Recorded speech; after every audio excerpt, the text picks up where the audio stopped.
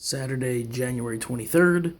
The blizzard of 2016 continues to roll on. Nearly 9 p.m. Eastern Standard Time, 27 degrees. The snow is certainly piled out there. It's right up to window length. And the snow just kind of continuing to fall out there, as you can see in the light. Still falling. Probably have another hour or so left of actual snowfall. After that, it should begin to taper off, but you will still continue to have to deal with all of the blowing snow, as the winds will not subside right away. So it's going to be a heck of a dig out in the AM, but we'll manage to take care of that.